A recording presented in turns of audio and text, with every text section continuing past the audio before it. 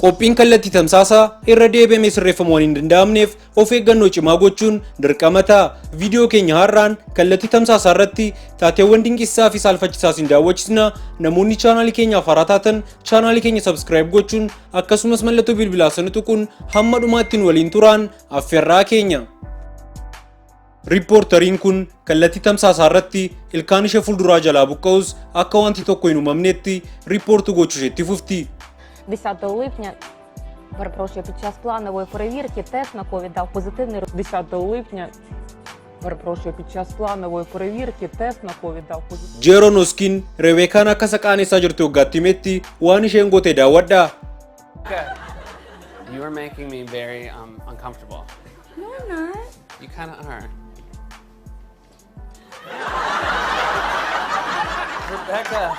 Rebecca, what are you doing?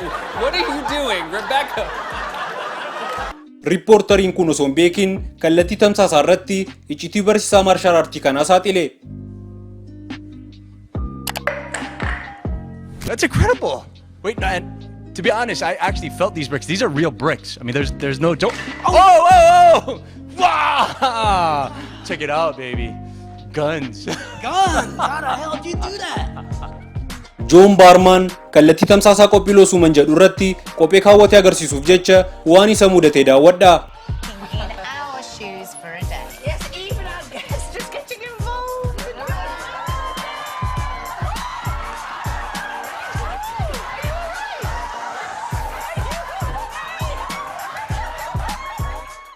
Jaarsi kun sagalee bineeldaa garaa garaa fayyadamuun yoggaa isaan jeequ daawwadhaa.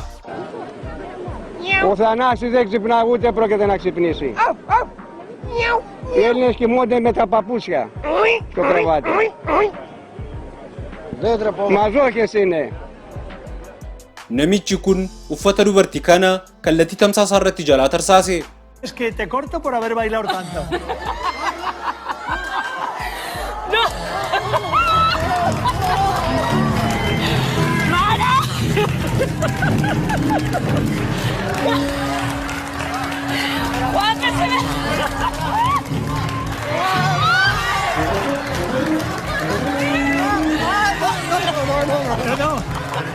Y baila, baila.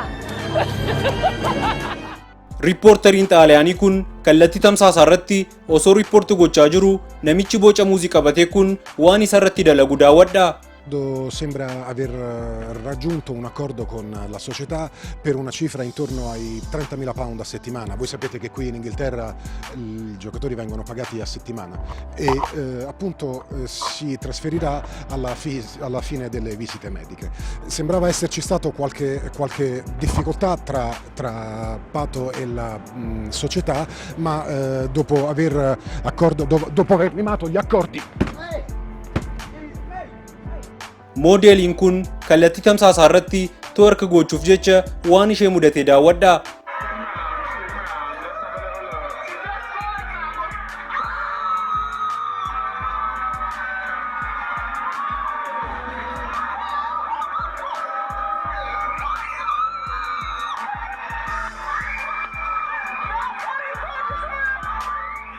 Namichi kun sareen ollaa isaa haala itti isa jeeqaa jiru akkaataa itti ibsee daawwadhaa.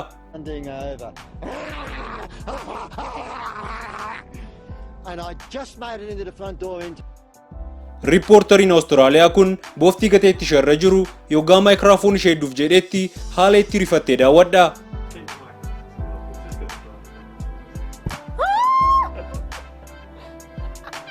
He's buying my microphone. What do I do?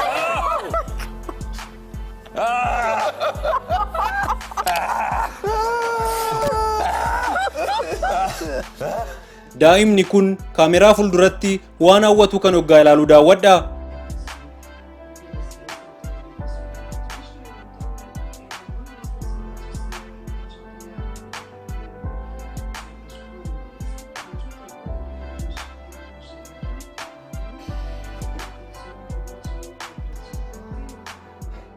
Dorgommii bareedinaa irratti hinaaffaarraan kan ka'e isheen mo'atamte waan goote daawwadhaa.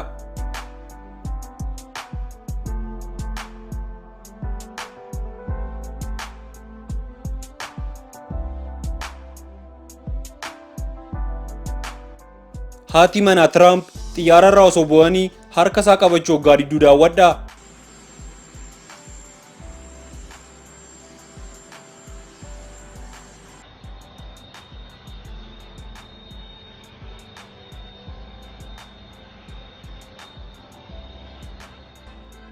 Maatiiwwan chaanaalii keenya viidiyoowwan ammas hin daawwachisne keessaa kan irra isinitti tole komentii jalatti barreessuun akkasumas chaanaalii keenya like share subscribe gochuun dagatiinas niin jecha viidiyoo biraan amma wal arginutti nagaatti.